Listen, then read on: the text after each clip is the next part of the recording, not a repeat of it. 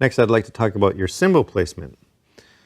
You don't want to have them too far out, because the farther the cymbals are out, the harder the execution will be. Because if you have your ride cymbal and you want to do some fancy work on that, the more your arm is extended, it's going to be harder on your deltoid because it'll be flexed. So therefore more energy goes into your shoulder.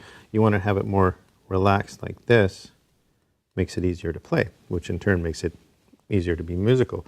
When I do a jazz gig or something, usually I don't have this tom there, and I'll have the ride in there because you do more finesse ride stuff that in a jazz setting.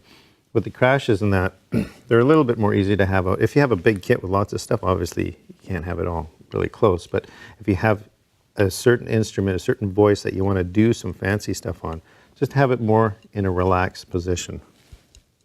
Okay.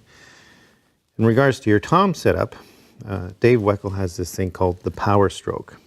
And it's just basically having them in a position where your arm doesn't go much past that point. Because if they start going down there and they hit really low or they're up too high, it's going to be in a position where it's not optimum for your arm, so you can get the most power. That's why it refers to as the power stroke. So just making sure it's set ergonomically for you.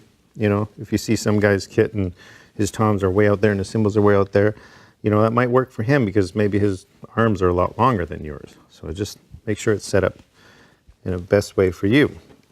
In regards to the snare, you want to be able to make sure you have access to all the different sounds and timbres. So you got to have a rim shot. Some guys have their snare angled like that. You want to have it nice and flat.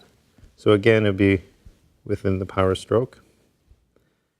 And that way you can hit a rim shot, because you got to watch your legs. If your legs are too high and your snare is too low, you won't be able to access that sound. And if you want to access it, you'll have to bend in like this to hit like that. And that's just bending this up all in here and makes it harder to get more reaction in that.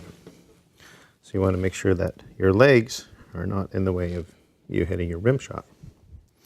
Next would be the hi-hat. You want to make sure it's not too high or too low. It's, again, a comfortable position, because if it's too low, it's going to be harder for you with your sticks clicking in that unless you play open-handed, which is a really nice approach.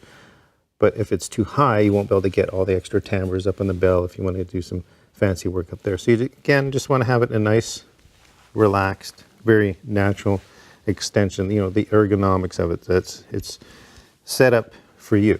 So it'll flow more, help you to be more musical.